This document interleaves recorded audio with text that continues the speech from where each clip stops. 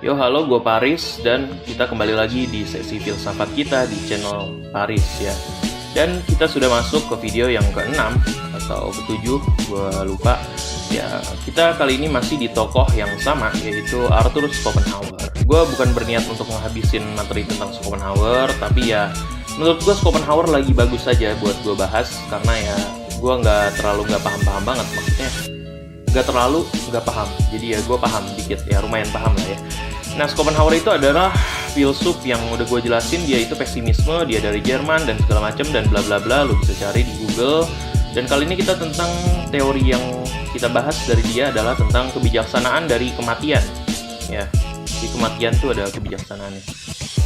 Dan ya kita bakal mulai ya dengan salah satu contoh yang bakal gue jelasin. Oke, menurut Schopenhauer, kematian tuh sebenarnya bisa jadi teman buat kita, bukan musuh.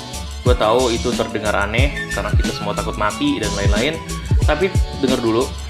Dia ngebahas konsep yang bernama nirwana atau itu surga ya. Dimana di situ kita tidak merasakan apa-apa, tapi ya bukan yang ala-ala yoga gitu, tapi lebih ke arah pemahaman bahwa kematian itu adalah penyelesaian dari seluruh penderitaan hidup. Menurut dia, hidup itu penuh dengan penderitaan, makanya pandangannya disebut dengan pesimisme. Dan kematian itu adalah jalan keluar dari ya, semua masalah yang ada di hidup kita. Ya gue tahu ini lebih ke suicide dan video gue bisa di take down.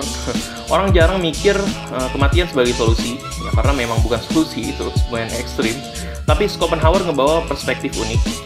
Dia ngomong kalau kita sebenarnya bisa dapat kebijaksanaan dari menyadari keterbatasan hidup dan keberadaan kita yang sementara. Bayangin aja, lu lagi nge-stuck dalam suatu masalah dan penderitaan, tiba-tiba lu ingat kalau ya semuanya cuma sementara dan lu akan lepas dari segala penderitaan itu. Ya, lu bakal mati suatu hari nanti. Jadi jangan terlalu menderita amat. Ya itu bisa membantu diri lu untuk ya melihat hidup dari sudut pandang yang berbeda. Oke, terus tentang tragedi. Schopenhauer ngebeton banget.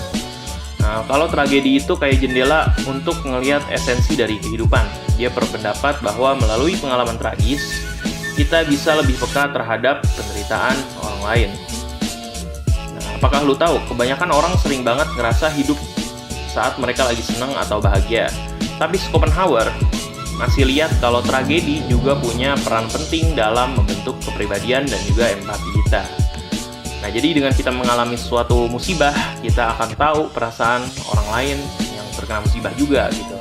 Nih, gue kasih contoh yang mungkin ya jarang diomongin. Bayangin lu lagi di tengah-tengah kehidupan yang aman nyaman, ya.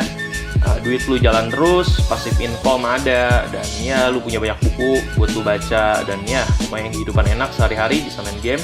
Dan terus tiba-tiba ada meteor yang jatuh dari langit ya, dan ngenain rumah lu sampai rumah lu meledak. Pasti lu bakal langsung rasa ketakutan, ya panik, dan juga kehilangan banyak hal yang berharga. Ya lu langsung jatuh miskin begitu aja kalau ada meteor yang niban rumah lu. Nah, menurut Schopenhauer, momen kayak gitu bisa bikin lu lebih aware, lebih sadar tentang ya keabsurdan hidup ya. Lu bisa ngerasain langsung gimana kehilangan. Dan dari situ muncul kebijaksanaan bahwa segala sesuatu di dunia ini memang sementara. Gue ngerti kalau ini kayaknya nggak gampang banget buat dipahamin dan ya lumayan aneh, tapi intinya pandangan Schopenhauer tentang kematian dan tragedi itu mengajak kita buat melihat hidup dari sudut pandang yang berbeda, yang mungkin bisa bikin kita lebih ngeresapin keindahan hidup atau bahkan lebih ngebantu orang lain yang lagi ngerasain penderitaan, jadi kita lebih empati gitu. Jadi meskipun terdengar aneh, konsep-konsep ini sebenarnya bisa jadi sumber kebijaksanaan yang jarang dieksplor sama kebanyakan orang. Dan ya jangan bunuh diri ya. Oke, tetap jaga kesehatan mental, tetap jaga kesehatan jasmani juga, dan jangan lupa terus belajar. Sekian aja dari gue, Paris undur diri. Sampai bertemu di video berikutnya.